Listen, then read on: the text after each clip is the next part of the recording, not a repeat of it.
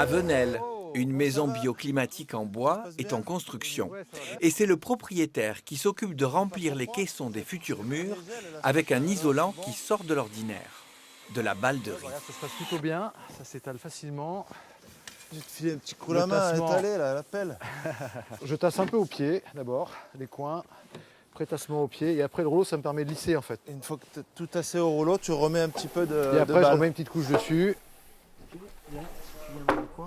Trouver un procédé qui fonctionne bien, et c'est vrai que c'est une mise en place assez facile. Bon, bah, Après il y a juste le parfait. calcul du volume. Ouais, Là par par- exemple j'ai mis la balle à cheval parce que j'ai une moitié de balle qui va ici, moitié de botte ici, moitié de botte qui va aller dans Sur l'autre. l'autre côté.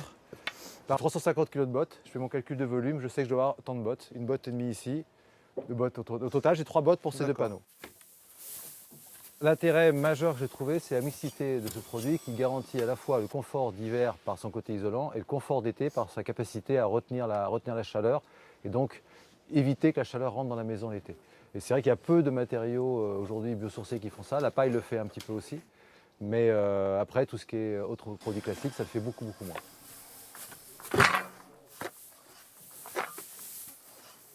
La balle de riz, c'est une première pour les zébras, oui, tout à fait.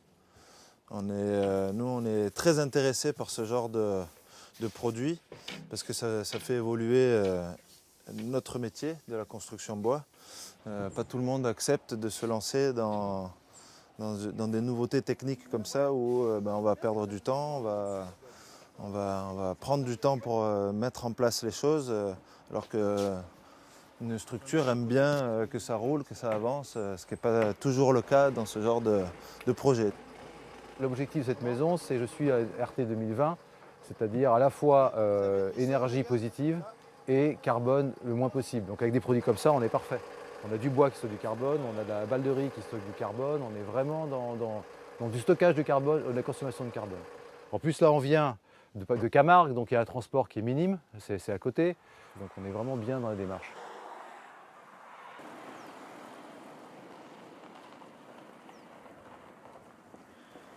À l'origine, c'est grâce à Pierre Delot et son association Bâtir en Balle que la filière a commencé à se structurer en France. Là, il y a cette case qui est devant nous, il y en a à peu près 1000 tonnes.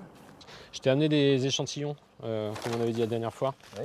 des autres balles, parce qu'il n'y a pas que la balle de riz. Oui. Ça, c'est la cosse de sarrasin, qu'on peut D'accord. utiliser aussi pour faire de l'isolation. Qu'est-ce que j'ai d'autre? Là, tu as de la balle de grand épeautre. D'accord. Donc ça, c'est plus dans le nord-est de la France. Décortiqué dans le nord-est, ouais. Ouais. Et là, tu as de la balle de petit épeautre. Donc ça, c'est ce qui se fait d'autre en PACA. Et plutôt nord Vaucluse, un peu Alpes d'Haute-Provence et sud de la Drôme. D'accord. Oui, mais c'est à plus petite échelle par rapport à ici.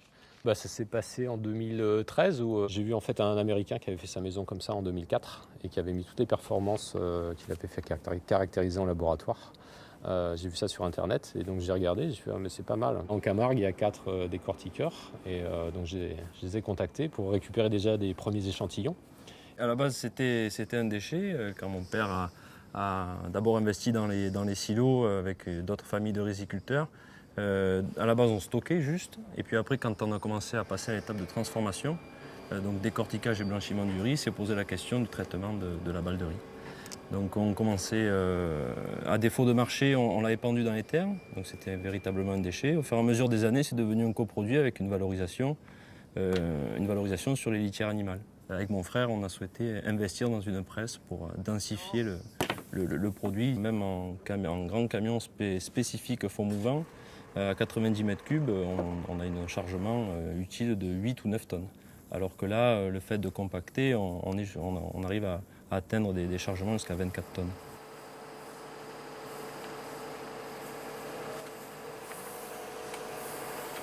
Quand on regarde la réalité des maisons construites avec des modes à peu près équivalents, parce qu'ils ne chauffent pas, ils ont un poêle à bois et ils mettent 2 bûches. On sait que ces maisons-là, en fait, il n'y a pas besoin de chauffage. Après, le complément, c'est la cuisine, les gens qui bougent, qui vont compléter un peu le chauffage et on n'a pas besoin d'autre chose pour le chauffer. Le chauffe-serviette dans la salle de bain. Voilà, un séchage à la salle de bain pour un confort, une salle de bain à 22, 23, 24 pour le confort et ça suffit à chauffer l'ensemble de la maison. Hop, parfait! Un Nickel. détail, des coordonnées, un commentaire. Rendez-vous sur le site de Prioritaire.